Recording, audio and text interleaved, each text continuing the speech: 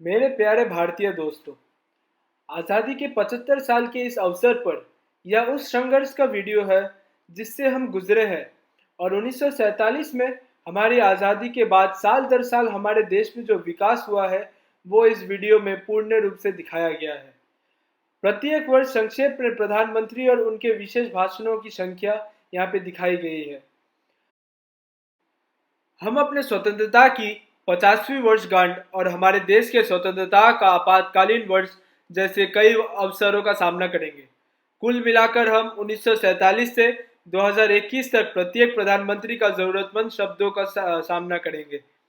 1947 से 2021 तक जितने भी प्रधानमंत्री आए हैं और गए हैं, हम उन सब का वीडियो देखेंगे। सबका जो सबने जो कहा है शब्दों, अपने महत्वपूर्ण शब्द सबने जो कहा है उनको हम जानेंगे। अंत में हम 75वें स्वतंत्रता दिवस के अवसर पर हमारे प्राइम मिनिस्टर द्वारा दिए गए इस वर्ष का मूवमेंट के बारे में कुछ जानकारी प्राप्त करेंगे। इस वीडियो के 4 भाग हैं। आप सब भाग अच्छे से देखिए, वीडियो को बिना स्किप करके देखिए, तो आपको तब से और अभी तक का 1947 से 2021 तक का हमारे ये भारत देश का जितना भी आपको हिस्ट्री है सब आपको पता चल जाएगा। जो जो प्रधानमंत्री आए हैं, जो जो प्रधानमंत्री गए हैं, सब ने क्या क्या महत्वपूर्ण शब्द कहा है हमारे देश के लिए, आपको ये सब के बारे में जानकारी होगी।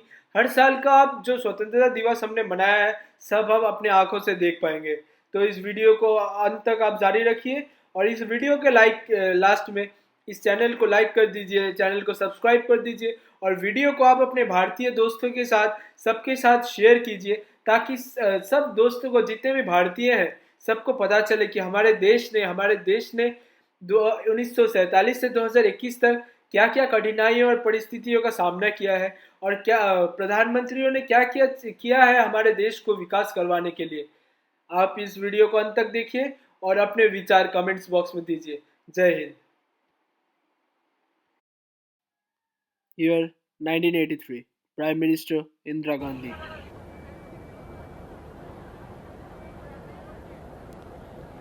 और यह है ध्वज मंच, जहां कुछ ही क्षणों में आप भारत की आन बान और शान, स्वतंत्रता का प्रतीक वो तिरंगा फहराएंगी।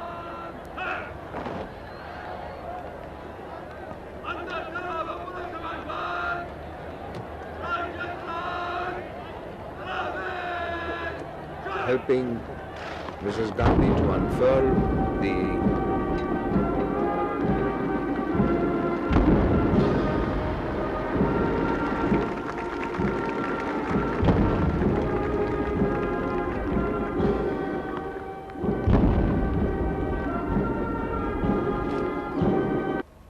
कुछ ऐसे हैं लोग जो कहते हैं कि हर साल लाल किले से चाहे कोई भी प्रधानमंत्री हो एक ही बात कहते हैं।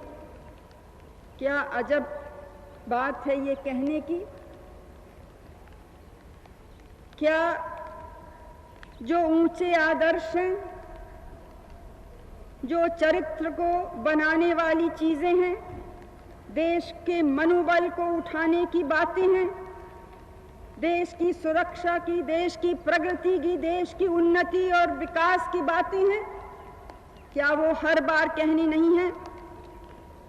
क्या ये ऊंचे मूल्य जो हमारी विचारधारा के हैं वो कभी पुराने हो सकते हैं?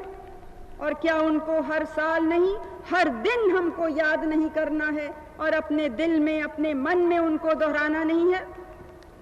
ये केवल हमारे देश के लिए नहीं, सभी देशों के लिए ये सत्य है।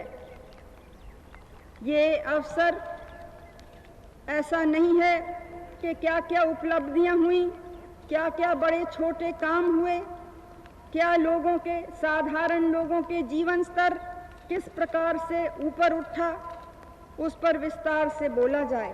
न समय है और न ही उचित है। लेकिन हमारी प्रगति कितनी हुई है ये सबके आंखों के सामने है। हमारे देश वाले जानते हैं, विदेश वाले जानते हैं। और आपने पढ़ा होगा कि बड़े बड़े देशों के नेतागण ने, विशेषज्ञ ने इसके बारे में चर्चा की है और कर रहे हैं। इसके माने नहीं कि हमारा काम पूरा हुआ है, इसके माने नहीं कि हमारे सारे स्वप्न असलियत में हम बदल सके हैं, लेकिन इसके माने ज़रूर हैं कि उस रास्ते पर, जो रास्ता हमारे महान नेताओं ने हमको दिखाया, उस रास्ते पे हम आगे बढ़े हैं। और चाहे कितने ही कष्ट आए, कितने ही खतरे आए, कभी हमने ठोकर भी खाई, लेकिन हम आगे बढ़ते रहे। और शायद बहुत से आज के जो कष्ट हैं वो उसी के कारण हैं कि ये देश जो गुलाम था, ये देश जो इतना गरीब था, ये देश जो डरा हुआ था, ये देश जो दबा हुआ था, आज ये सिर ऊपर करके खड़ा हो सकता है। आप इसी एक साल की उपलब्धियां देखिए, कुछ तो बहुत बड़ी बड़ी चीजें हैं, जैसे कि हमारे बिजली बड़ी या छोटा, उसको जो भी समझिए, पहले केवल 300 शहरों में थी और गांव में तो नहीं के बराबर। आज 3 लाख गांव में है और शहरों में तो खैर है ही है। एक छोटा सा उदाहरण है ये, लेकिन सबको छूता है। बड़े कामों में मैंने आपको दूरदर्शन के बारे में बतलाया। हमारा अंतरिक्ष किस प्रकार से गया और किस प्रकार से हम उसका उपयोग कर सकते हैं अपने किसानों और दूसरों के लाभ के लिए, वो भी आपके सामने है। बिजली घर हमारे ही इंजीनियरों ने पूरी भारतीय जानकारी के साथ 1984 प्राइम मिनिस्टर इंदिरा गांधी। शुरू से ही जिसकी जरा भी कोई मांग होती है, चाहे वो मेरा साथी हो, चाहे मेरा विरोधी हो, मैंने हमेशा वो मांग सुनी है, उनसे मिली हूँ और यथाशक्ति पूरी करने की कोशिश की है। लेकिन मेरी शक्ति भी सीमित है, साधन सीमित हैं, रुपए सीमित हैं, उसके अंतर्गत ही हम कर सकते हैं। और दूसरा ये है कि कभी कभी ऐसी मांगें होती हैं जो कुछ लोगों को पसंद हैं और दूसरों को क्रोधित कर सकती हैं।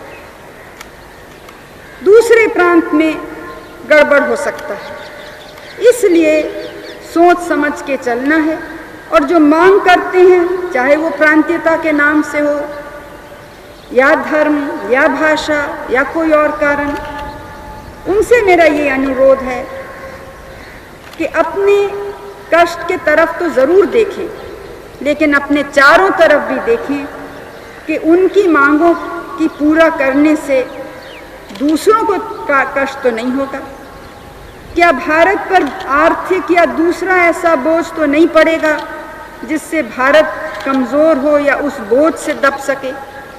क्योंकि ऐसे अगर आर्थिक कष्ट आता है हमारे ऊपर, तो उन पर भी आएगा।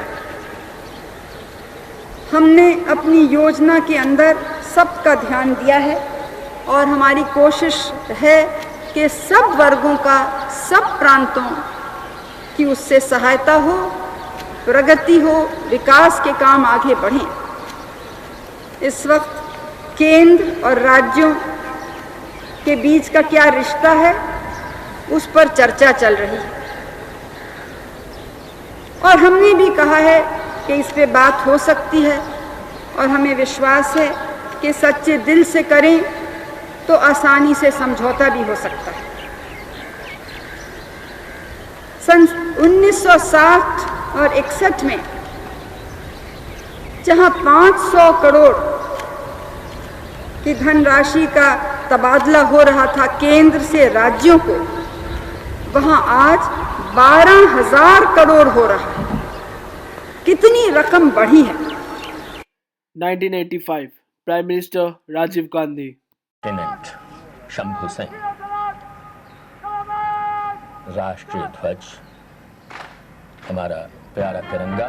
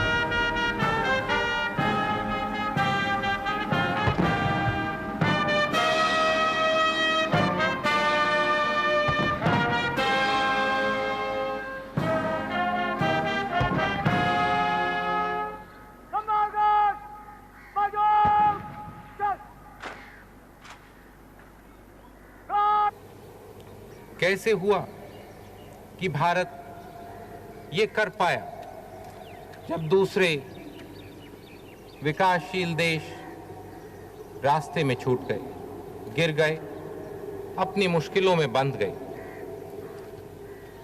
हम कर पाए क्योंकि हमने गरीबी हटाने के लिए विज्ञान और टेक्नोलॉजी लगाई। हमने देखा कि विज्ञान टेक्नोलॉजी ठीक जगह लगी और ठीक तरह से लगे। पंडित जी ने ये शुरू किया था, बड़े बड़े बांध बनाकर, लोहे के मिल बनाकर, बड़े बड़े कारखाने बनाकर, विज्ञान को ऊपर उठाकर उन्होंने अपना निशाना भारत के गरीबों पर, भारत के किसानों पर रखा था। विज्ञान से, टेक्नोलॉजी से हमारे किसान अपनी पैदावार बढ़ा पाए और हमने देखा कि जो नींव पंडित जी ने रखा था उस पर हमारे किसानों ने हमारे अनाज को तिगना किया। आज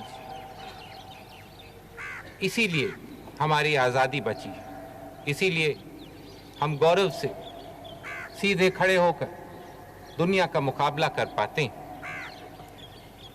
इंदिरा जी ने और भी जोर लगाया गरीबी हटाने में। पिछले 5 साल में उन्होंने 49% से करीब 63% तक भारत की जनता को गरीबी रेखा से ऊपर कर दिया।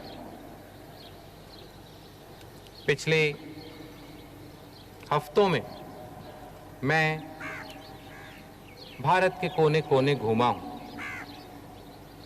मैं हमारे आदिवासी जिलों में गया हूं, उनके गांवों में गया, हरिजन की झोपड़ियों में गया हूं। पहाड़ों से लेकर राजस्थान के रेगिस्तान में हमारे गरीबों की समस्याओं समझने के लिए शहर में मैंने झुग्गी देखी, देखने के लिए कि किस तरह से हम हमारे कार्यक्रम और बढ़िया बना सकते हैं, कैसे हम सरकार का काम और कामयाब करें जिसमें भारत की गरीब जनता को पूरा फायदा इससे मिल सके। रास्ता वो ही है, पंडित जी का रास्ता है, विज्ञान और टेक्नोलॉजी गरीब के घर तक पहुंचाने की। हम देख रहे हैं ये कैसे हो सकता है और किस तरह का विज्ञान हो, किस तरह की टेक्नोलॉजी हो जो भारत के गरीबों को सबसे ज्यादा फायदा पहुंचा सकती है। 1986 प्राइम मिनिस्टर राजीव गांधी। तो गणतंत्र हम क्या समझते हैं?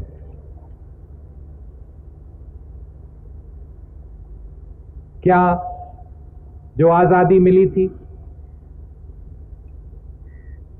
उसके माने क्या समझते हैं? क्या आजादी के माने कि खाली लोगों को आजादी मिली, या उसके साथ हम धरती का भी सोचते हैं, पेड़ों का भी सोचते हैं, आसमान का भी सोचते हैं? क्या हम विकास का सोचते हैं, तरक्की का सोचते हैं? हाँ, ये सब तो आजादी में आता है, लेकिन शायद इससे ज्यादा भी है। इससे कुछ बहुत ज्यादा गहरी बातें, कुछ बुनियादी बातें हमें हमारे पुराने प्राचीन संस्कृति नहीं भूलनी है, हमारे मूल्य नहीं भूलने हैं, हमारे सिद्धांत छूटने नहीं है। हमें देखना है कि हमारी परंपरा, हमारी विरासत को हम बनाए रखें। लेकिन ये मूल्य क्या है? 1987 प्राइम मिनिस्टर राजीव गांधी। इन 4 दशकों में हमने बहुत मुकाबले करे। हम पर धमकी आई, दबाव आया, साजिश का मुकाबला किया, आक्रमण का सामना किया। हम झुके नहीं, मुड़े नहीं। हमने भारत की एकता और अखंडता अपनी बहादुरी से, अपने खून से, हमारी कुर्बानी से हमने बचाई और बनाई। हमने दुनिया को दिखाया कि भारत मजबूत है, भारत एक है और भारत दब नहीं सकता है। हमने दुनिया को दिखाया कि कोई हमें दोबारा गुलाम नहीं बना सकता है। हमने दिखाया कि भारत की एकता को कोई भी कमजोर नहीं कर सकता है। और हमारे देश की रक्षा के लिए, आजादी के लिए, एकता के लिए हमने दिखाया कि कोई भी भार ज्यादा भारी नहीं है, कोई भी मेहनत ज्यादा नहीं है, कोई भी त्याग बड़ा नहीं। हमारे सीमाओं पर हमारे जवानों ने, हमारे अफसरों ने अपनी जवानी की जीवन पूरी दी है हमारे रक्षा के लिए। हम बदले में उनकी देखभाल करते हैं, हम बदले में उन्हें बढ़िया से बढ़िया हथियार देते हैं, गोला बारूद देते हैं। हम देखते हैं कि उन्हें साज सामान मिले। ये हमारा संकल्प है। 1988 प्राइम मिनिस्टर राजीव गांधी। एक बहुत बड़ी कमजोरी है जिसको हम अभी भी पार नहीं कर पाए हैं। बहुत शिकायतें मुझे मिलती हैं कि हमारे कार्यक्रम पूरे तरह से देहात तक, जमीन तक, लोगों के घरों तक नहीं पहुंच पाते। हमें सोचना है कि ये क्यों होता है। मैंने कई बैठकें करवाई, लंबे लंबे घंटे हमने बहस करी और एक बात सामने आई कि जब तक हम पंचायती राज संस्थाओं को मजबूत नहीं करेंगे, जब तक हम लोगों के हाथ में जिम्मेवारी नहीं देंगे, नीचे नहीं देंगे, तब तक ये नहीं हो पाएगा। गांधी जी ने बिल्कुल साफ कहा था।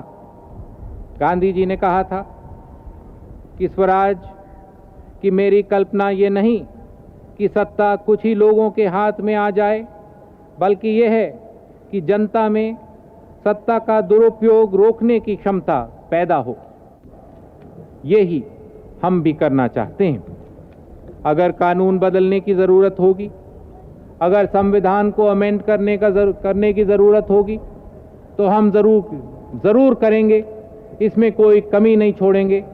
हम देखेंगे कि जनता के हाथ में पूरी ताकत आए, क्योंकि हम जानते हैं कि खाली इस तरह से हम हमारे कार्यक्रमों को पूरे तरह से कामयाब कर सकते हैं, पूरे तरह से आप तक पहुंचा पाएंगे।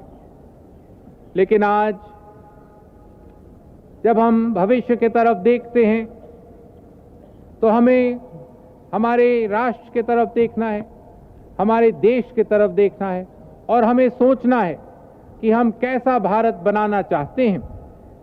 गरीबी हम दूर करेंगे, बेकारी हम दूर करेंगे, लेकिन देश कैसा बनेगा? हमारी कोशिश होनी चाहिए कि देश को हम उसी शिखर पर, उसी ऊंचे स्तर पर पहुंचा दें जहां पर भारत था। 250-300 साल हुए जब दुनिया के कोने कोने से लोग आते थे भारत को ढूंढने।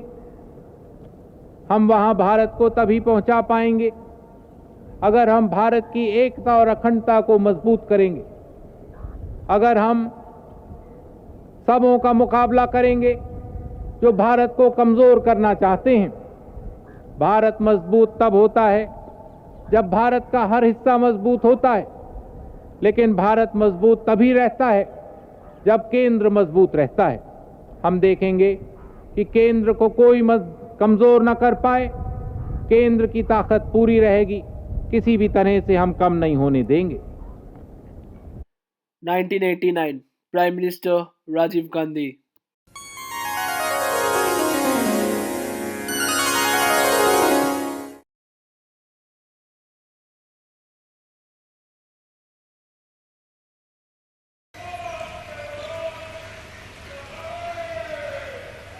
और हमारा तिरंगा फहरा उठा।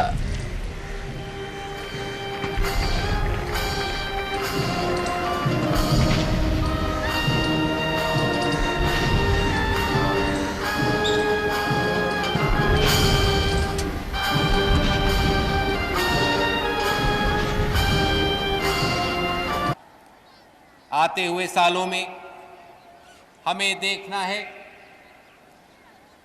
कि ये न्याय मिले। जिस तरह से राजनीति को मजबूत करने के लिए, विकास तेजी से लाने के लिए पंचायती राज संस्थाओं को हम मजबूत कर रहे हैं, जिस तरह से हम नगर पालिकाओं को मजबूत कर रहे हैं, जिसमें भारत के शहरों में विकास पहुंचे, कुछ साधन आए, उसी तरह से हम देखेंगे कि न्याय भी पहुंचे।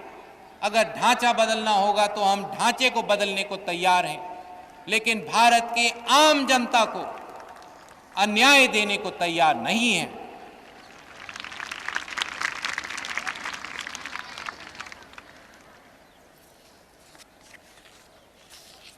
एक ऐसा मौका हमारे सामने आज है जिससे हम भारत को दुनिया में एक नई तरह से खड़ा कर सकते हैं।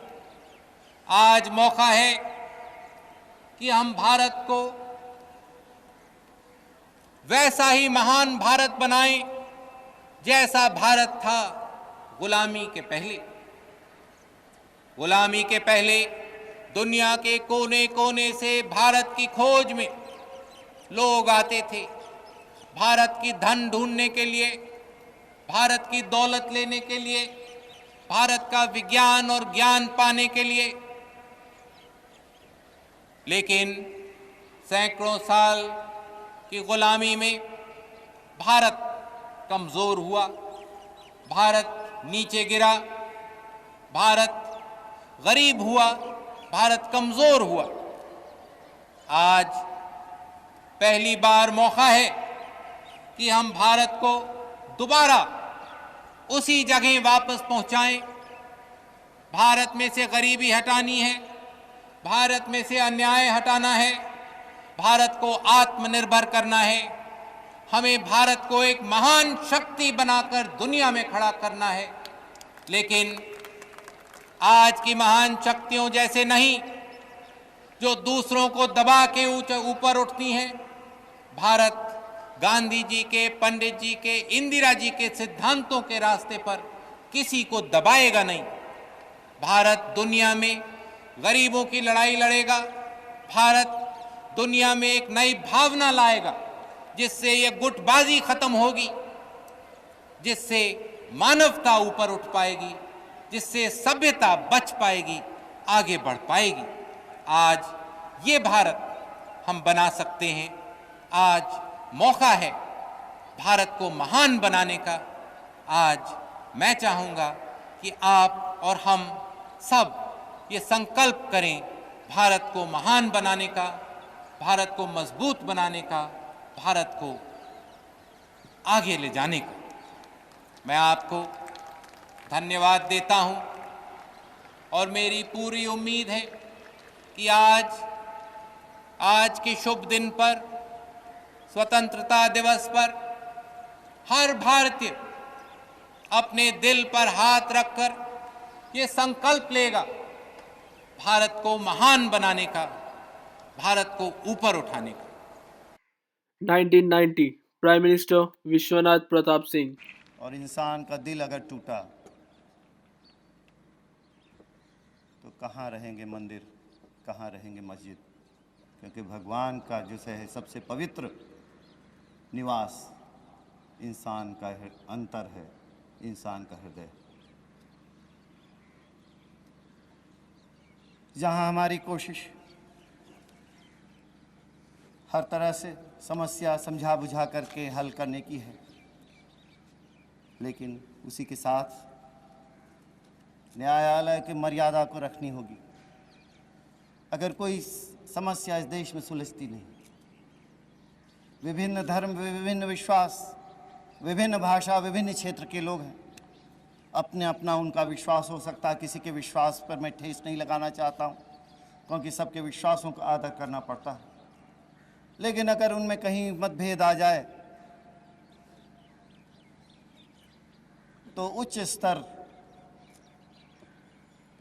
जो न्यायालय का है उसको हमको मान्य करना होगा, क्योंकि वो सरकार के से भी ऊपर हमारा न्यायालय होता है।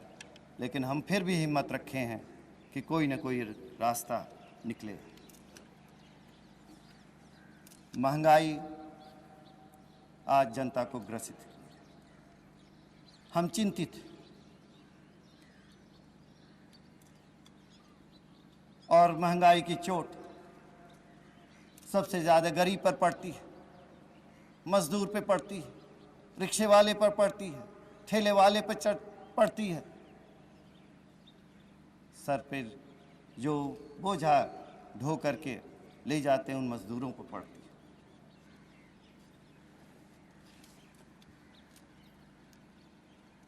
कुछ आर्थिक परिस्थितियां रही हैं, मुद्रास्फीति रही है कुछ समय से, बजट के घाटे भी रहे हैं, उससे हम लोग जूझ रहे हैं। उन पे भी काबू करने में कुछ समय लगेगा। लेकिन इसी के साथ हम ये भी कह देना चाहते हैं कि जनता के इस तकलीफ से जो मुनाफाखोरी करना चाहेंगे उनके साथ मजबूती से निपटा जाएगा, उसमें कोई कमजोरी नहीं।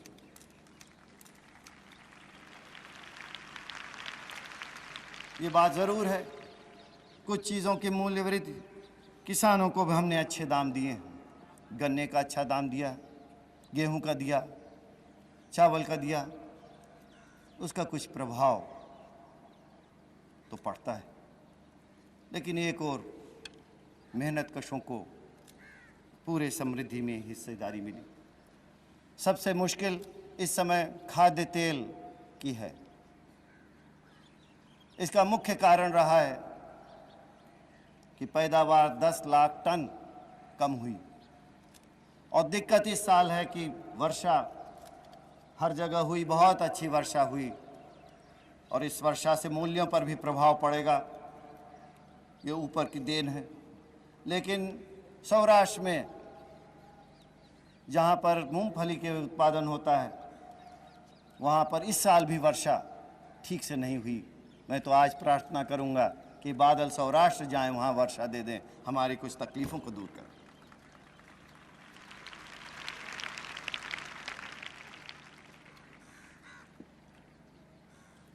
और दूसरी ओर जो स्थिति 1991 prime minister PV Narasimha Rao. थोड़े कार्यक्रम आपके सामने रखना चाहता हूं। वैसे बहुत कुछ हमने किया है या करना चाहते हैं, लेकिन समय नहीं है। थोड़े ही शब्दों में मैं आपके सामने इन बातों को रखूंगा। आप जानते हैं कि राजीव जी के नाम से हमने एक बृहत कार्यक्रम बनाया है, जिससे इस देश में प्रत्येक गांव को पीने का पानी मिले।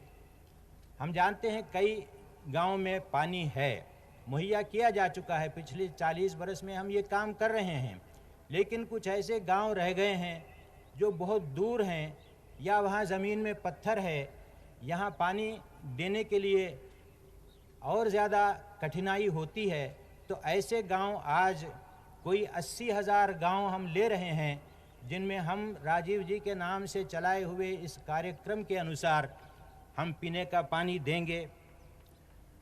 हमारे यहाँ पिछड़े वर्ग हैं जिनकी हालत सुधारनी है, उसके लिए हम एक निगम बना रहे हैं जिससे उनको सहायता मिलेगी।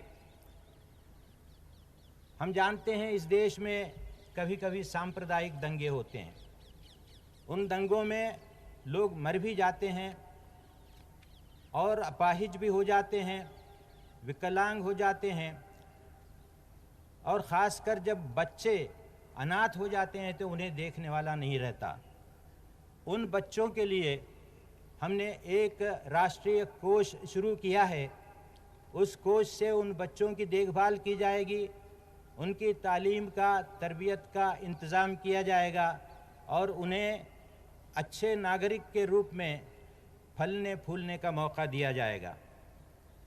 हमारे देश में कभी कभी मज़दूरों की रोज़गारी छूट जाती है।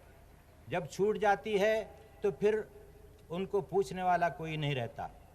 उनके लिए हमने एक योजना बनाई है जिसमें उनकी मदद भी की जाए, और एक तरह का पेशा उनसे छूट जाएगा तो किसी दूसरे काम में उनको फिर से ट्रेनिंग देकर लगाने का इंतज़ाम किया जाएगा, ताकि हमारे मज़दूर भाई एकदम बेरोज़गार न हो जाएं और उन्हें परेशानी न हो। आप जानते हैं हमारे गांव-गांव में बहुत अच्छे दस्तकार हैं,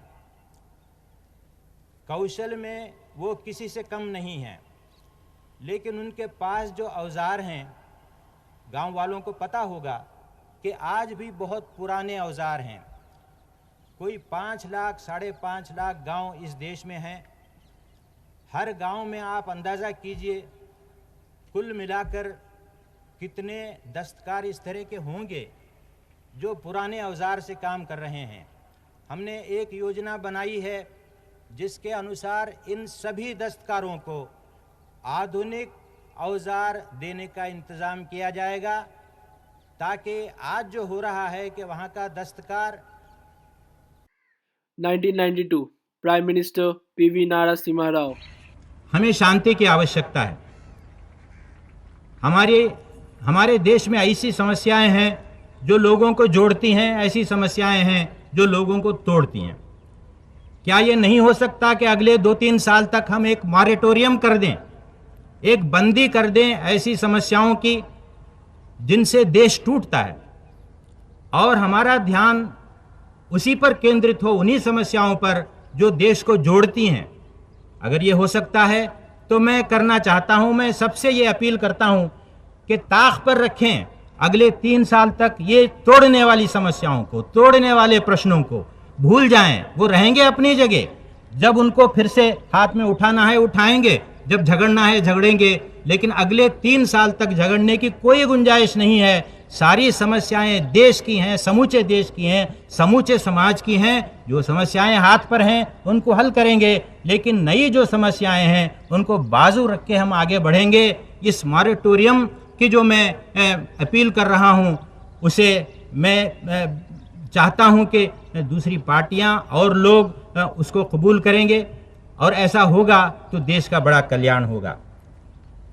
एक और बात मैं आपको बताना चाहता हूं, मेरा ये वचन है आपको कि हम जल्दबाजी में कोई फैसला नहीं करेंगे।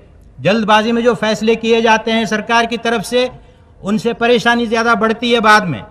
जब फैसला होता है लगता है कि बहुत अच्छा किया, लेकिन बाद में जो उसके दुष्परिणाम होते हैं उनसे बहुत परेशानी देश को होती है। जल्दबाजी में नहीं करेंगे, सोच समझ कर करेंगे। जो कदम उठाएंगे पक्का कदम उठाएंगे। एक बार आगे कदम रखने के बाद फिर पीछे नहीं हटेंगे, ये भी मैं आपसे कहना चाहता हूँ। फिर हमारा दृष्टिकोण किसी दलगत दृष्टिकोण नहीं रहेगा। हमारा दृष्टिकोण समूचे देश के कल्याण के लिए रहेगा, समूचे समाज के लिए रहेगा, और ये दृष्टिकोण अपनाकर हम चलना चाहते हैं। इन तीनों सूत्रों को आप सोचें, इन पर गौर करें। मैं ये चाहता हूँ कि ऐसा समय आया है, एक राष्ट्रीय स्तर पर ऐसी एक सहमति बने इन तीनों सूत्रों पर, और हम सब मिलकर कंधे से कंधा मिलाकर आगे बढ़ें और अगले 3-4 साल में जो भी हमारी समस्याएं विरासत में मिली हैं उनको तो हल करेंगे ही, लेकिन देश की वो प्रगति के पथ पर आगे ले जाने के लिए एक बहुत बड़ा प्रयास हम करेंगे, बृहत प्रयास करेंगे, तो दूसरे देशों की बराबरी में हम आ सकेंगे। नहीं तो अभी तक पिछड़ गए हैं और भी पिछड़ जाएंगे, हम अपनी छोटी छोटी उलझनों में उलझे रहेंगे, तो ये ठीक नहीं होगा। ये मैं आपसे कहना चाहता हूँ बड़े अदब के साथ, और इन्हीं बातों पर आप सोचिए। आप अगर इन बातों को, इन तीनों सूत्रों को आशीर्वाद देंगे तो किसी की मजाल नहीं है कि वो इनकार कर सके। मैं देशवासियों का आशीर्वाद चाहता हूँ, उनका समर्थन चाहता हूँ इन तीनों सूत्रों के लिए, और मैं ये आशा करता हूँ कि उनका समर्थन मुझे मिलेगा। अब मैं बहुत ज़्यादा समय आपका ले चुका हूँ, बहुत सी बातें हैं कहने की, लेकिन कई अवसर मिलेंगे। आज के अवसर पर एक आशाजनक हमें भविष्य की तरफ बढ़ना है। कई बातें अच्छी हुई हैं, कुछ बुरी बातें भी हुई हैं जिनका निराकरण करना है, तो कुल मिलाकर एक आशाजनक भविष्य हमें नज़र आता है, और उसकी तरफ बढ़ने का मैं आह्वान आपको देता हूँ, निमंत्रण आपको देता हूँ, और आप सबका आशीर्वाद चाहता हूँ। जय हिंद, जय भारत। अब मैं जय हिंद का नारा लगाऊंगा, आप सब लोग मेरे साथ जोर से नारा लगाइए, जय हिंद।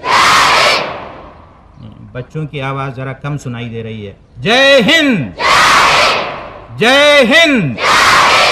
बहुत बहुत धन्यवाद। 1993 prime minister PV Narasimha Rao. ऐसा लगता है कि इसमें बहुत समय लगेगा, लेकिन होना ये है कि एक एक जो महिला, बालिग महिला इस देश में है, उसका एक खाता खुले, डाकखाने में खुले, बैंक में खुले, जहां कहीं खोला जा सकता है खुले, ताकि समाज में एक अकाउंट होल्डर का रुतबा उसको मिल जाए। अपना पैसा, चाहे 100 रुपए सही, 50 रुपए सही, 30 रुपए सही, अपना पैसा जो अपने हिसाब से अपने अकाउंट में डालकर वहां से लेना और उसमें देना, ये जो आज़ादी सब लोगों को होती है, महिलाओं को भी होनी चाहिए। इसलिए हमने सरकार की तरफ से 1000 करोड़ खर्चा जिस पर होने वाला है इस स्कीम को लिया है। हमने कहा है कि जो महिला 1 साल के भीतर 300 रुपया जमा कराएगी अपने खाते में, एक खाता खोलेगी, करीब तरीन जो भी पोस्ट ऑफिस है वहां के सेविंग्स अकाउंट में एक खाता खोलेगी, तो सरकार उसको 75 रुपए देगी, और 1 साल के बाद 375 रुपए उसको मिल जाएंगे, पूरे उसके होंगे। ये सारा पैसा उसी का होगा। हम उसके पास से कुछ नहीं लेना चाहते, 75 रुपए और देना चाहते हैं। इसमें सरकार का घाटा तो हो रहा है, लेकिन मैं ये मानता हूं कि जो आत्मविश्वास महिलाओं में आएगा उसकी कोई कीमत नहीं है, उसका कोई मोल नहीं लगा सकता, वो अनमोल चीज है। और जब उन पर बड़ी बड़ी जिम्मेवारियां पंचायतों की वगैरह आने वाली हैं, तो कम से कम अकाउंट क्या होता है, खाता क्या होता है। आज ग्रामीण समाज में कितनी महिलाएं हैं जिनके अपने अपने खाते अलग अलग मौजूद हैं, आप अंदाजा कीजिए, शायद बहुत कम, बहुत ही कम। कल को करोड़ों खाते इस प्रकार के खुलेंगे तो एक क्रांति जैसी हो जाएगी हमारी महिला जगत में। और मैं ये चाहता हूं कि इस कार्यक्रम को हम चलाएं। कई स्वैच्छिक संस्थाएं हैं, महिला मंडल हैं, गांव-गांव में काम कर रही हैं।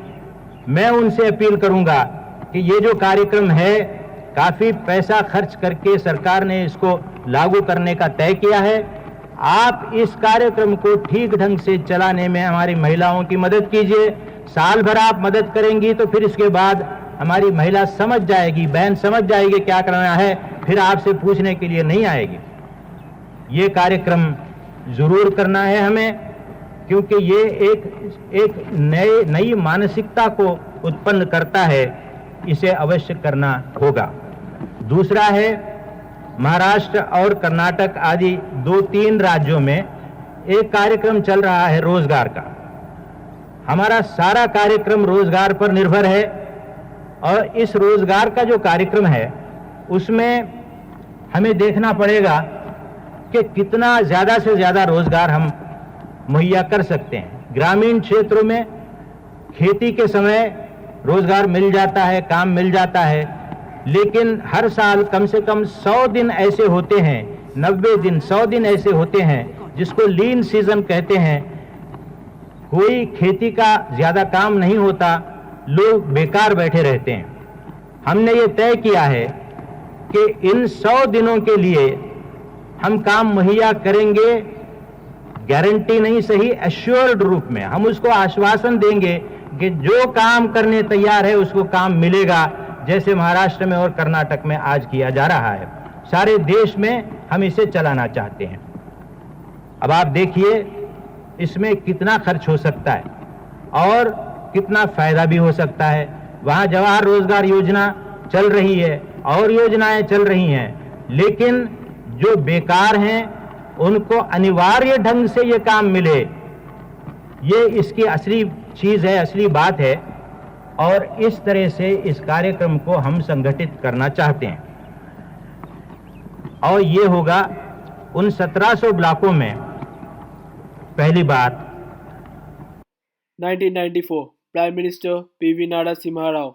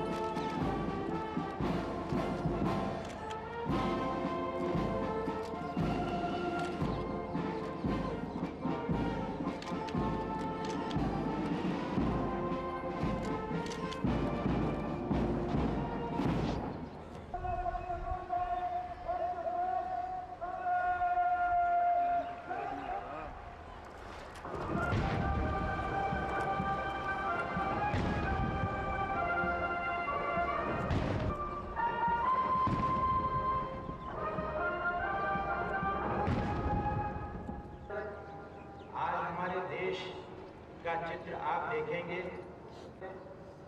और अपने अपने काम में लोग लगे हुए हैं, उनके भी झड़पें हो जाती हैं, लेकिन कुल मिलाकर वहाँ भी हालात हमारे कब्जे में हैं, पूरी तरह से कंट्रोल में हैं। अब मैं आता हूँ कश्मीर पर, जो कि हमारे लिए एक मसला बना हुआ है। पूरी तरह से सुधार नहीं हुआ है, काफी सुधार हुआ है, लेकिन जिसको हम नॉर्मलसी कहते हैं, मामूली हालात कहते हैं, वो अभी तक वहाँ नहीं आए हैं। कारण साफ है, कोई बहुत दूर जाकर उसको ढूंढने की आवश्यकता नहीं है।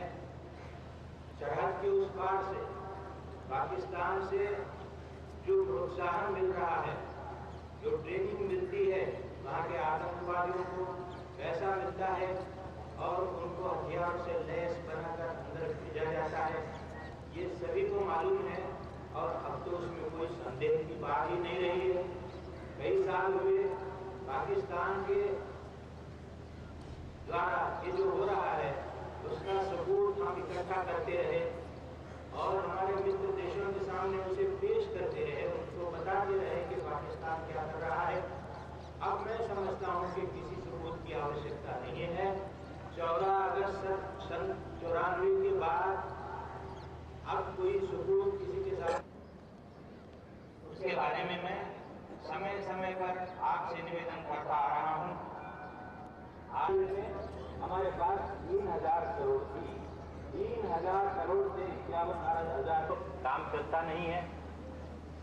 ये जो पैसा हमें अब बचा है हमारे पास, उसका इस्तेमाल हम गरीबों के लिए करने वाले हैं, बच्चों के लिए करने वाले हैं। किसी MFIL जिसको कहते हैं, जो बनाते हैं मॉडर्न फूड इंडस्ट्री, उनको हम देना चाहते हैं। कोई बहुत दूर जाकर उसको ढूंढने की आवश्यकता नहीं है। जहाज के उस पार में पाकिस्तान से जो प्रोत्साहन मिल रहा है, जो ट्रेन मिलती है, वहाँ के आतंकवादियों को ऐसा लगता है और उनको हथियार से लैस किया जाता है। ये सभी को मालूम है और अब तो उसमें कोई संदेह आ ही नहीं रही है। कई साल हुए पाकिस्तान के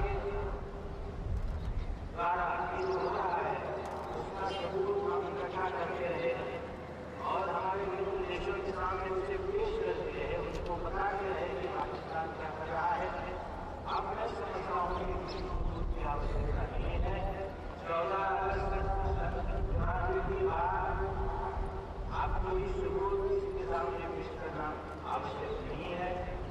और क्योंकि उन्होंने ही कहा है, ये मदद हम देते रहेंगे, इनको हथियार देते रहेंगे, इनको हुकूमत पहुँचाते रहेंगे और ये हमेशा ही चलता रहेगा।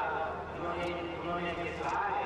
अब इसके बाद मैं हमारे दोस्त देशों से ये कहना चाहता हूँ कि मान्यवर, आप क्या कहते हैं? आप कल तक तो आप थोड़ा बहुत हम पर विश्वास करते थे, कभी कभी कहते थे कि शायद पाकिस्तान पहले ही कर रहा था, अब नहीं कर रहा है। अभी कुछ देशों में ये बात मैंने सुनने को मिली। अब मैं उनसे पूछना चाहता हूँ कि आज भी कोई संदेह आपके मन में रह गया है क्या? तो ये साफ है कि पाकिस्तान इन गतिविधियों को रोकना नहीं चाहता, बल्कि बढ़ चढ़ बड़े कदर के साथ सारी दुनिया के सामने कह रहा है कि हम इसे जारी रखेंगे। आज इसका जवाब यही है। हम भी उनको ये कहें कि ये जो हमारे मामलों में मदाखलत आप कर रहे हैं, उस मदाखलत को खत्म किए बिना हम भी पैर नहीं लेंगे। ये बराबर चलता रहेगा, ये हमारा फर्ज है, ये हमारी प्रतिज्ञा है, ये हम उनको कहना चाहते हैं। 1995 prime minister PV Narasimha Rao. ये ज़रा मुश्किल काम है, लेकिन 4 साल से हम इसको बराबर निभाते आए हैं। जिन राज्यों से, जिन देशों से पहले से हमारे अच्छे संबंध थे, उनको और अच्छे हमने बनाए हैं। जो अच्छे उतने नहीं थे, उनको अच्छे बनाए हैं। आज मैं कह सकता हूँ कि हमारे देश के संबंध सभी देशों से मधुर हैं, सभी देशों से अच्छे हैं। उनका सहयोग हमें मिल रहा है और उनकी सहानुभूति भी मिल रही है। कश्मीर को लेकर सभी हमारी समस्याओं के बारे में उनको हमने अवगत किया है और सभी समस्याओं के बारे में हमारी जो नीतियां हैं उनको वो अच्छी तरह से जान गए हैं और उसे अप्रिशिएट भी करते हैं, उसे पसंद भी करते हैं। ऐसे हमारे संबंध उनके साथ हो गए हैं। ये हमारे लिए शुभ लक्षण है, ये हमारी प्रगति के लिए अच्छा लक्षण है और हमारी प्रगति में कहीं से कोई बाधा नहीं आएगी। ये होगा कि व्यापार के क्षेत्र में एक दूसरे से होड़ हो सकती है। ये तो नज़र आ रहा है नज़ारा हमारे सामने। कई ऐसे देश हैं जो आपस में कुछ एक दूसरे से टकरा रहे हैं, पूरी तरह से नहीं भी टकरा रहे हैं तो उनमें थोड़ा तनाव पैदा हो गया है। इस तनाव की परिस्थिति में भारत को अपना रास्ता आगे निकालना है और इसमें से रास्ता आगे निकालने में इस तनाव में हमें नहीं आना है, उन तनावों का शिकार हमें नहीं होना है। तो ये तलवार की धार पे चलने की बात है और उसी प्रकार हम चल रहे हैं और चलना चाहते हैं। मैं आपको आश्वासन दिलाता हूं कि भारत की जो विदेश नीति होगी वो भारत के हितों की पूरी पूरी रक्षा करेगी और साथ ही साथ सारे विश्व में, विश्व की परिस्थितियों में, बदलती परिस्थितियों में जो भारत का अपना रोल है, जो हमारी भूमिका है, उसे हम पूरी तरह से निभाएंगे। इसमें किसी प्रकार का संदेह नहीं है और उसके मुझे दृष्टांत हर जगह मिलते हैं। जहाँ कहीं मैं बाहर जाता हूँ तो भारत के बारे में लोग क्या सोचते हैं और फिर हमारी संभावनाएं क्या हैं सामने, उनके बारे में मुझे पूरा एक चित्र मिल जाता है वहाँ। मैंने आपका बहुत समय लिया, लेकिन ये लेखा जोखा आपके सामने रखना ज़रूरी था।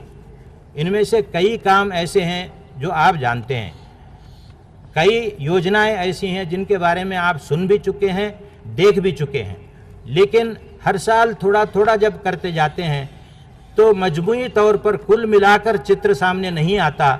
इसलिए मैंने ये अपना कर्तव्य समझा कि 4 साल में जो भी हुआ है उसका ब्यौरा आपके सामने संक्षेप में रख दूं। ये मैंने किया है।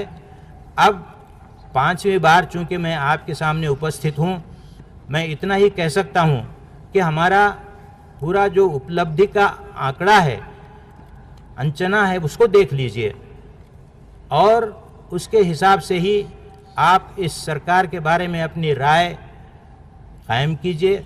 मुझे इसमें कोई शक नहीं है कि कुल मिलाकर इस सरकार की उपलब्धियों को सराहा जाएगा और सभी देशवासी हमें आशीर्वाद देंगे। अब आगे की जो बात है उसके आप मालिक हैं, उसमें मुझे कुछ कहना नहीं है। मुझे जो कुछ कहना था मैंने आपके सामने संक्षेप में रख दिया। बहुत बहुत आपको धन्यवाद, आपने मेरी बात सुन ली। अब मैं आप सबको आमंत्रित करता हूं, आप मेरे साथ जय हिंद का नारा लगाइए, जो हमारा प्यारा नारा है। जय हिंद, जय हिंद, जय हिंद। धन्यवाद। 1996 प्राइम मिनिस्टर HD देवेगौड़ा। देश हमारे साथ है। राष्ट्रीय सुरक्षा के मामलों में हम कोई समझौता नहीं करेंगे। देशवासियों, आज हम अपनी आज़ादी के 50वें वर्ष में प्रवेश कर रहे हैं। अब समय आ गया है कि हम अपनी सफलताओं और विफलताओं पर विचार करें और आगे बढ़ें। आज़ादी के बाद से अब तक हमने बहुत कुछ हासिल किया है जो हम देश को आगे बढ़ाने के लिए विश्वास और प्रेरणा देता है। जो बोल हुए हैं उन पर हमें सोचना है कि आखिर हम कहाँ गलत थे। सफलताओं पर हमें घमंड नहीं होना चाहिए, क्योंकि अभी बहुत कुछ करना बाकी है। गलतियों और विफलताओं से हमें निराश नहीं होना चाहिए। विश्व में तेजी से बदलाव आ रहे और वे हमारे लिए रुक नहीं सकता। हमें संतुष्ट हो कर नहीं बैठना है, बल्कि आगे बढ़ना होगा ताकि भारत को शीघ्र ही विश्व में अपना उचित स्थान मिल सके। हमारे इतिहास का ये एक महत्वपूर्ण मोड़ है। हमारा देश अगले कुछ वर्षों में एक मजबूत आर्थिक शक्ति के रूप में उभरने जा रहा है। देश की गरिमा और सम्मान की रक्षा के लिए हमें सजग रहना है। हमारे पूर्वजों ने हमें आत्मनिर्भरता का मंत्र दिया है। हमने ज़्यादातर अपने साधनों पर ही निर्भर रहना सीखा है।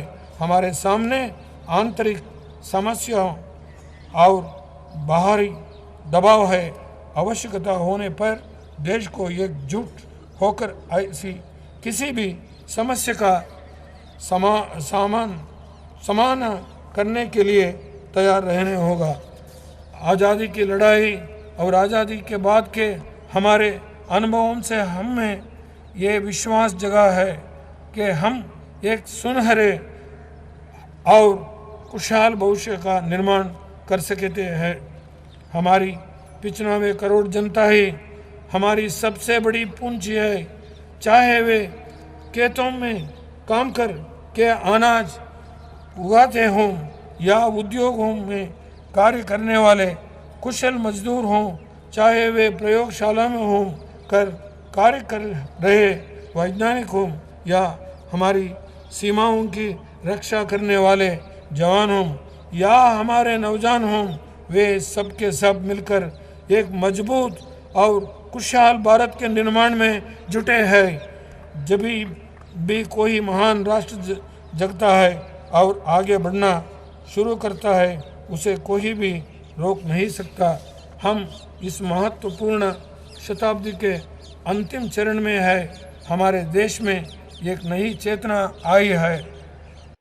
1997, 50 years of independence. Prime Minister Inder Kumar Gujral.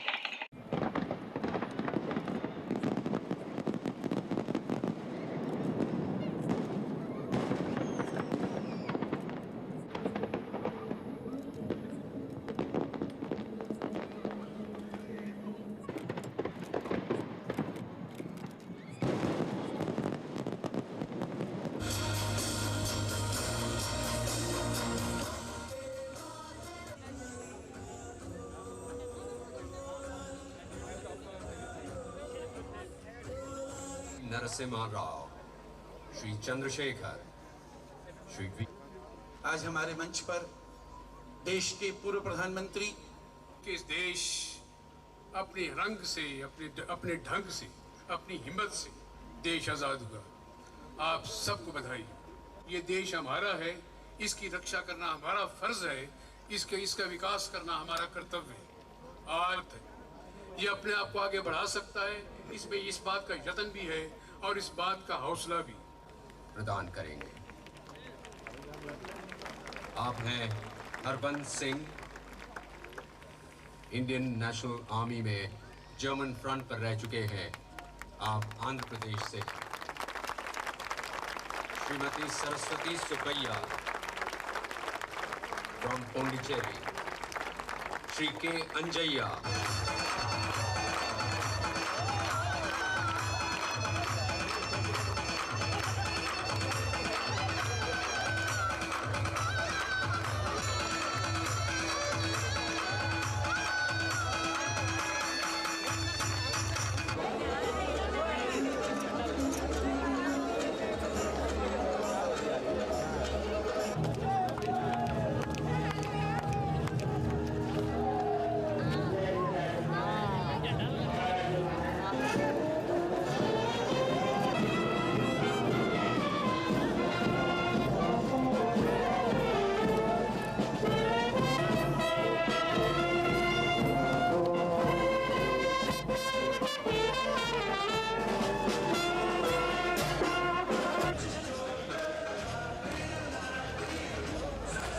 and also on behalf of the nation, I want to thank them and also appreciate their sacrifices.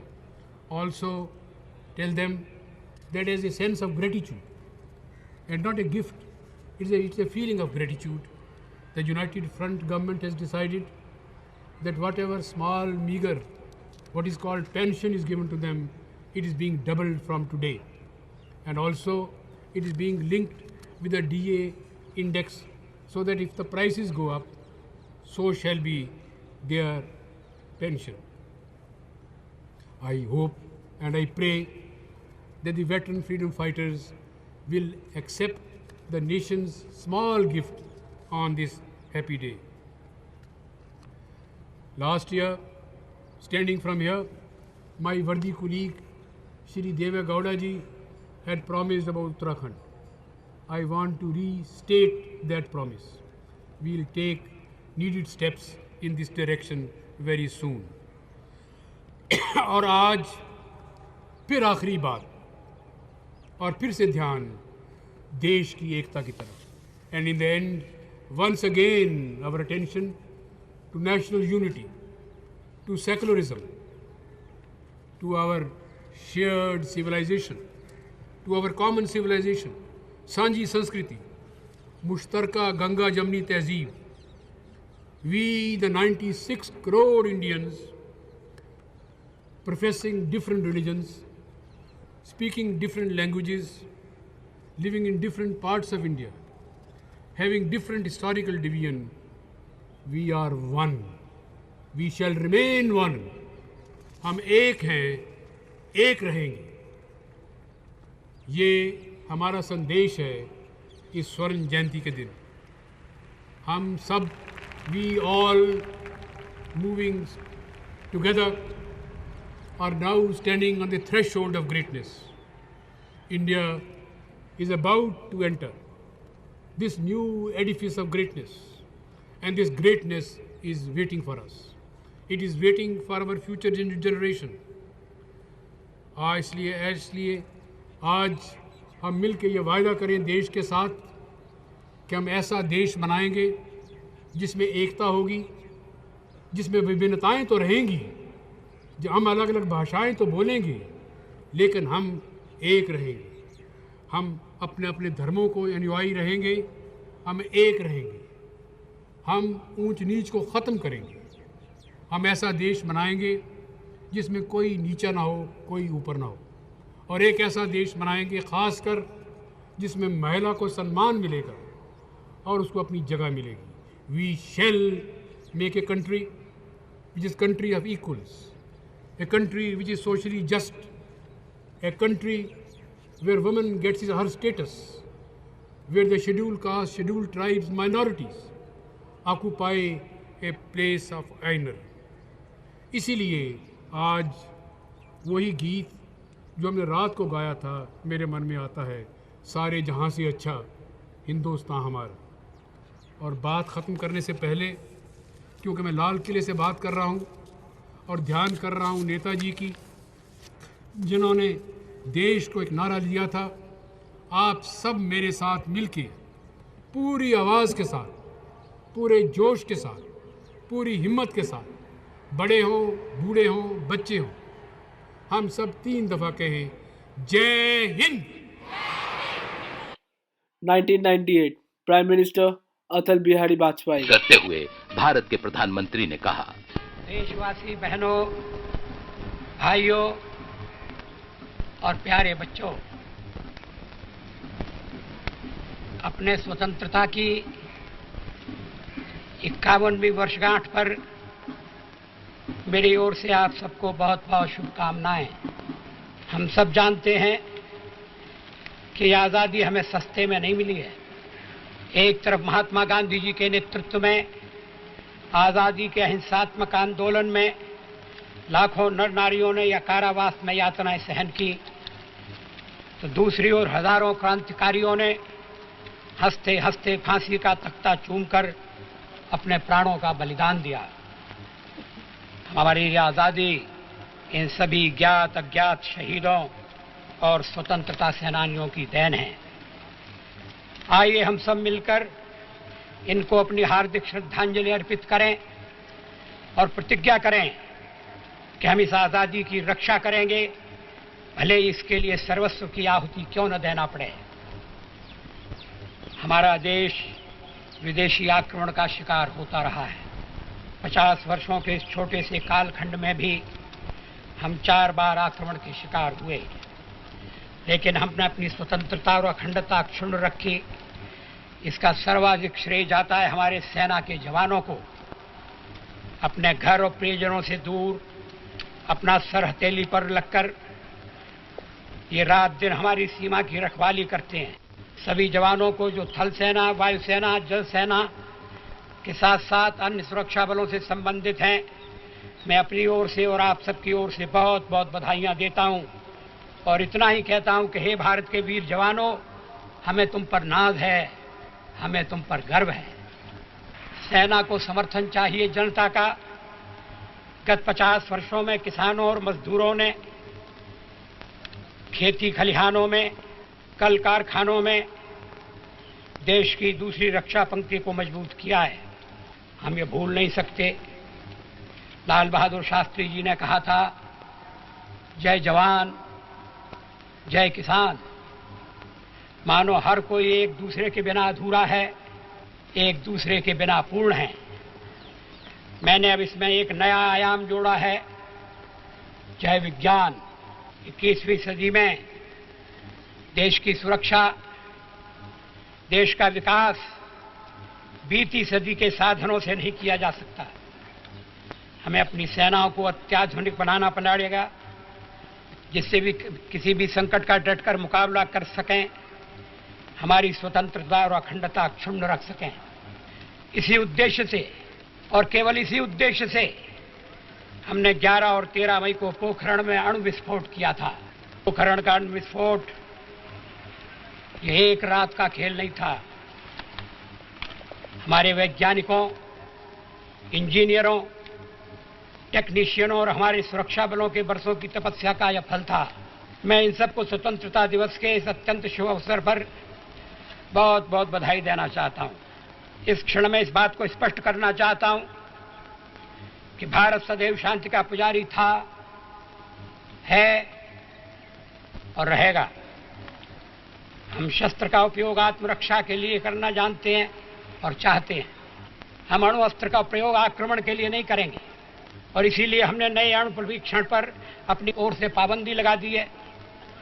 हमने स्वयं होकर दुनिया से अणु अस्त्र का पहला प्रयोग न करने का वादा किया है। हम अपने पड़ोसी देशों से अपने संबंध सुधारना चाहते हैं। हम जानते हैं कि युद्ध जीतने का सबसे आसान तरीका युद्ध को न होने देना है। पाकिस्तान से हम किसी भी विषय पर और किसी भी स्तर पर और कहीं भी बात करने के लिए तैयार हैं। मेरी मान्यता है कि दुनिया में कोई समस्या ऐसी नहीं है जिसकी बातचीत से हल न हो सके। इसलिए पाकिस्तान हो या चीन, हम सबसे मैत्री भाव से बातचीत करके आपसी समस्याओं का हल ढूंढने के लिए प्रयास करते रहेंगे। सीमा पार से प्रतिदिन होने वाली आतंकवादी कार्रवाइयां अघोषित युद्ध के समान हैं। सरकार ने इन घटनाओं को बहुत ही गंभीरता से लिया है। हम पूरी ताकत के साथ इसका मुकाबला कर रहे हैं और आतंकवाद को परास्त करके ही रहेंगे। आज के स्वर्ण जयंती समापन समारोह के अवसर पर एक महत्वपूर्ण तथ्य पर पूरे राष्ट्र को सोचना है। स्वतंत्रता, राष्ट्रीय एकता, लोकतंत्र और पंथ निरपेक्षता, सेक्युलरवाद, ये चारों एक दूसरे के पूरक हैं। देश ने उल्लेखनीय प्रगति की है। हमारे कुछ उद्योग तो विश्व की स्पर्धा में अपने झंडे गाड़ रहे हैं। इस सफलता के लिए मैं सभी मजदूरों, कर्मचारियों, प्रबंधकों, उद्योगपतियों, व्यापारियों को बहुत बधाई देता हूं। आज के स्वतंत्रता दिवस की 91वीं वर्षगांठ केवल हमारे देश में नहीं, दुनिया भर में मनाई जा रही है। हर देश में बसा भारतीय मूल नागरिक यह पावन पर्व हर्ष और उल्लास के साथ मना रहा है। मैं विदेशों में बसे सभी भारतीयों को स्वतंत्रता दिवस की शुभकामनाएं देता हूं। देश में एक और महत्वपूर्ण समस्या है भ्रष्टाचार की। भ्रष्टाचार का रोग देश को कैंसर रोग के समान खाए जा रहा है। हमने इससे लड़ने का निर्णय लिया है। इसका आरंभ ऊपर से किया है। लोकसभा में पेश किए लोकपाल विधेयक में मैंने प्रधानमंत्री को भी नहीं बख्शा है। इससे हमने उच्च स्तरीय भ्रष्टाचार से लड़ने की हमारी नीति और नियत स्पष्ट की है। अब हम एक और बड़ा कदम उठाने जा रहे हैं। प्राथमिक शिक्षा प्राप्त करने वाली सभी छात्राओं को उनकी क्रमिक पुस्तकें मुफ्त दी जाएंगी। इस पर 550 करोड़ रुपए खर्च किए जाएंगे। शासन तंत्र को इन वर्गों के प्रति अधिक संवेदनशील और जवाबदेह बनाया जाएगा। युवा शक्ति ही राष्ट्र की शक्ति है, देश का भविष्य है। भारत के युवक युवतियों को न किसी के सामने हाथ फैलाना चाहिए, न किसी पर अपने हाथों का जोर आजमाना चाहिए। सिर्फ अपने आप को राष्ट्र के पुनर्निर्माण के काम में झोंक देना चाहिए। इसी हेतु हमने राष्ट्रीय पुनर्निर्माण वाहिनी के गठन की योजना बनाई है। 18 से 35 वर्ष की आयु के युवक युवतियां इसमें सम्मिलित हो सकेंगे। 12 जनवरी को स्वामी विवेकानंद का जन्म हुआ था। उसे हम उसी रूप में मनाते हैं। इस दिन से इस योजना का शुभारंभ होगा। युवक युवतियों का मैं आह्वान करता हूं, आइए अपने यौवन का 1 वर्ष देश को दान कर दीजिए और राष्ट्र को पुनर्यौवन प्रदान कर दीजिए। 21वीं सदी हमें दस्तक दे रही है। यह सदी सूचना की तकनीक की सदी होगी। भारत की सबसे बड़ी शक्ति है भारत की बुद्धिमत्ता। हमें इस शक्ति को दोहन करना होगा। आइए अब मेरे साथ मिलकर जय हिंद बोलिए। जय हिंद, जय हिंद, जय हिंद। धन्यवाद, नमस्कार। जय हिंद के तुमुल स्वरों की 1999 प्राइम मिनिस्टर अटल बिहारी वाजपेयी। भारत के किसानों को बधाई देना चाहता हूं कि इन्होंने हमारी जनसंख्या में भारी वृद्धि होने के बावजूद देश में अन्न की कमी नहीं होने दी है। आज हमारे देश में अन्न की कमी नहीं है, उसे सुरक्षित रखने के लिए भंडारों की कमी है। हमने आज़ादी के बाद पहली बार एक राष्ट्रीय कृषि नीति बनाई है। इस नीति का मूल उद्देश्य हर साल 4% की दर से कृषि उत्पादन में बढ़ोतरी हासिल करना है। कृषि क्षेत्र में गिरते हुए पूंजी निवेश को रोकने तथा उसे बढ़ाने हेतु ठोस कदम उठाए जाएंगे। पहली बार केंद्र सरकार ने ग्रामीण सड़कें बनाने का एक सुनिश्चित और समयबद्ध कार्यक्रम तैयार किया है। 100% केंद्रीय अनुदान द्वारा प्रधानमंत्री ग्राम सड़क योजना के अंतर्गत अगले 3 सालों के अंदर 1000 से भी ज़्यादा आबादी के सभी गांवों को पक्की 12 सड़क से जोड़ा जाएगा। इसी तरह अगले 7 सालों में 500 से ज़्यादा आबादी के सभी गांवों को पक्की 12 सड़कों से जोड़ा जाएगा। इस परियोजना में केंद्र सरकार पहले वर्ष के लिए 5000 करोड़ रुपए का प्रावधान करेगी। इसका शुभारंभ गांधी जयंती के अवसर पर किया जाएगा। राष्ट्रीय राजमार्ग विकास परियोजना एक महत्वाकांक्षी कदम है। दिल्ली, मुंबई, कलकत्ता, चेन्नई को जोड़ने वाले महामार्गों का सन 2003 से पहले एक चतुर्भुज सा दृश्य देखने को मिलेगा। इसको पूर्व पश्चिम तथा उत्तर दक्षिण के महामार्ग से जोड़ने का काम सन 2007 तक संपन्न हो जाएगा। खादी, ग्राम उद्योग, कुटीर उद्योग और छोटे उद्योग भारतीय अर्थव्यवस्था की रीढ़ हैं।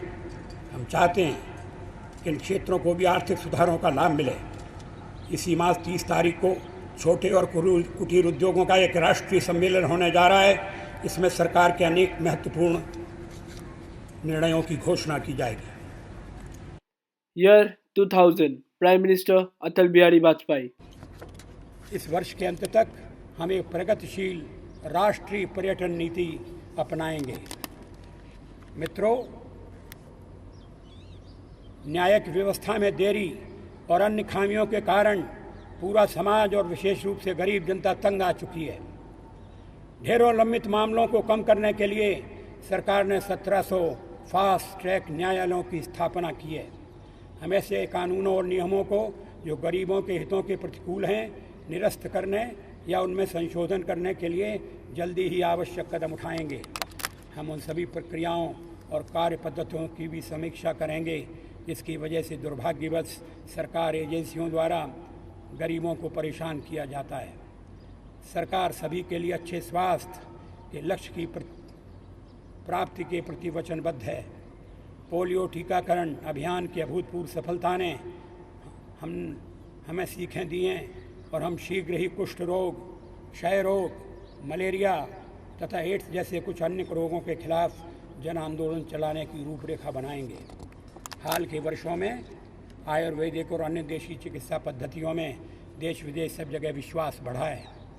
आम बीमारियों के इलाज के लिए सदियों पुरानी प्रामाणिक जड़ी बूटियों और परंपरागत दवाइयों का किट सस्ते दामों पर उपलब्ध कराने का हमारा विचार है। मैं किसान और औषधि कंपनियों से आग्रह करता हूं कि आयुर्वेदिक और देशी इलाज की दुनिया में बढ़ती हुई लोकप्रियता से मौके का लाभ उठाएं। इस वर्ष को हम महिला सशक्तिकरण वर्ष के रूप में मना रहे हैं। इसलिए हम हमारी माताओं, बहनों और बालिकाओं के कल्याण के लिए चलाए जा रहे सभी कार्यक्रमों में तेजी लाएंगे। मैं विशेष रूप से महिलाओं द्वारा बनाए गए अपनी सहायता आप करो सेल्फ हेल्प समूहों को बधाई देना चाहता हूं, क्योंकि इनकी वजह से एक सामाजिक आर्थिक क्रांति की शुरुआत हुई है। भारत में तथा दक्षिण एशिया क्षेत्र में भी सफलता के ऐसे अनेक उदाहरण हैं जहां स्व सहायता समूहों ने बैंकों से लघु ऋण का लाभ उठाते हुए गांवों और शहरों से गरीबी को दूर करने में महत्वपूर्ण भूमिका निभाई है। इसलिए सरकार 2004 के अंत तक देश में 14 लाख बस्तियों में से हर एक में कम से कम एक स्वावलंबी समूह स्थापित करने में मदद देगी। महिलाओं के आर्थिक सशक्तिकरण के लिए हमने एक और महत्वपूर्ण निर्णय लिया है। अगले 3 सालों के अंदर सभी सार्वजनिक क्षेत्र के बैंक अपनी कुल ऋण राशि की 5% रकम महिला उद्यमियों को कर्ज देंगे। इससे 17,000 करोड़ रुपए के ऋण उन्हें मुहैया होंगे। इन नए कार्यक्रमों को शुरू करते हुए हम एक बात को अच्छी तरह से जानते हैं अक्सर योजनाएं बनती हैं मगर उन्हें प्रभावी और समयबद्ध तरीके से अमल में लाने की व्यवस्था ढीली पड़ जाती है। इसलिए सरकार ने अगले वर्ष को विशेष तौर पर कार्यान्वयन वर्ष के रूप में मनाने का निर्णय किया है। मेरे भारतीय दोस्तों, इस आज़ादी के अमृत महोत्सव को लेकर हमारे आदरणीय प्रधानमंत्री श्री नरेंद्र मोदी जी ने 13 अगस्त से 15 अगस्त तक एक स्पेशल मूवमेंट हर घर तिरंगा का आयोजन किया है। आप सबसे निवेदन है कि देश के 75 साल आज़ादी के इस उत्सव पर इस मूवमेंट का हिस्सा बने और अपने घर में 13 अगस्त से 15 अगस्त तक तिरंगा जरूर लगाए। तिरंगा हम सब भारतवासियों को जोड़ता है और देश के लिए कुछ करने को प्रेरित करता है। उनका एक सुझाव ये भी है कि 2 अगस्त से 15 अगस्त तक हम सभी अपने सोशल मीडिया प्रोफाइल पर तिरंगा का फोटो लगा सकते हैं। आप सभी से निवेदन है, आप ये मूवमेंट के साथ चले और हर घर तिरंगा इनिशिएटिव को ज़्यादा से ज़्यादा आगे बढ़ाए। इस 75 साल आज़ादी का इंडिपेंडेंस डे वीडियो कुछ दिनों में आ जाएगा। आप सबसे निवेदन है कि हर भारतीय के साथ आप ये वीडियो शेयर करें और इसके और भी पार्ट्स है उनको भी देखें और इस 75 साल के सब प्रधानमंत्री का हमारे देश को लेकर क्या विचार दिखाया गया, इसे लेकर अपने विचार कमेंट सेक्शन में बताएं। आप सभी सुरक्षित रहे, स्वस्थ रहे। जय हिंद, जय भारत।